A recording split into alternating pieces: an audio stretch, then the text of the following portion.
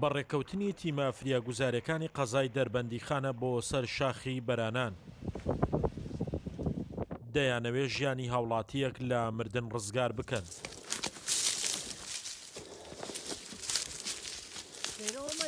ئەڵێن ئازارەکەی بشکێ بە کۆڵێرینی ئەگەر ئازارەکەی بشکێ. قایمقامی دەربەندیخان تا گەیشتنی تیمەکان و دڵنیابوونەوە لە سەلامەتی گیانی هاوڵاتیەکە بەردەوام لە پەیوەندیدا دەبێت. ئێوە چەند کەسن ئێستا لەوێ؟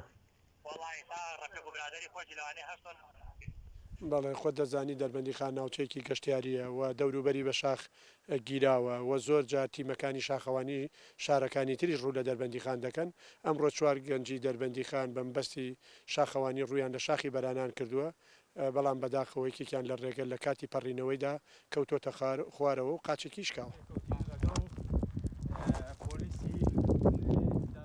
بەهمەن حەمید دانیشتووی قەزای دەربەندیخانە و دوانیوەڕۆی ڕۆژی هێنی لەگەڵ چەند هاوڕێیەکی بە مەستی شاخەوانی و گەشت دەچنە سەر شاخی بەرانان. لەو گەشتەدا بەهمەن لەسەر شاخەکە دەکەوێتە خوارەوە و بریندار دەبێت.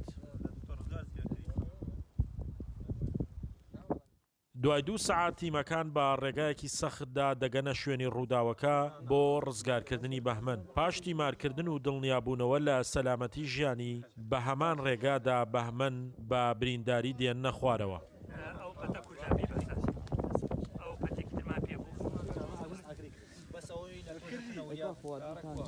دەست بەجێ تیمەکانی ئەمە پەیوەندیان کردە شوێنی مەبەستەوە چارەسەری سەرەتاییمان بۆ کرد و بریندارەکەمان گواستەوە بۆ شوێنێکی سەلامەت. لە پاشان بە سەرپەرشتی بەڕێز قایمقام تیمی تەندروستی و دارستان و هاوڵاتیانی دڵسۆزای شاری دەربەندیخان پەیوەندیان کرد بە شوێنی ڕووداوەکەوە بۆ چارەسەرکردن و هێنانە خوارەوەی. تیمی پزیشکی لە دامێنی شاخەکە ئامادە دەکرێت و دوای گەیشتن بەهمەن دەگوازرێتەوە بۆ نەخۆشخانە و پشکنینی پزیشکی بۆ دەکرێت.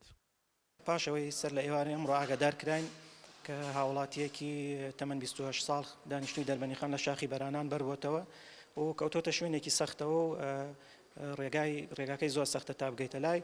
دەست بەجێ تیمی فریاکەوتنی نەخۆشخانەکەمان گەیشتنە شوێنی ڕووداوەکە و چوونە سەر حاڵەتەکە و هەر لە شوێنی ڕووداوەکە هەموو فریاکەوتنێکی سەرەتایی بۆ کرا و توانرا نەخۆشەکە بگوازرێتەوە بۆ بەشی فریاکەوتن. لێرەش فریاکەوتنی سەرەتایی تری بۆ ئەکرێت و لەبەرەوەی حاڵەتەکە شکاوی هەیە ڕەوانی نەخۆشخانەی فریاکەوتنی شارەکەی لە سلێمانی بۆ چارەسەری زیاتر. لە ئێستادا دۆخی تەندروستی بەهمەن جێگیرە و بە پێی پشکنینە پزیشکەکان قاچێکی شکاوە و دوای چارەسەر دەگەڕێنرێتەوە ماڵەوە. شاخەوان محەممەد، کورسات نیوز، دەربەندیخان.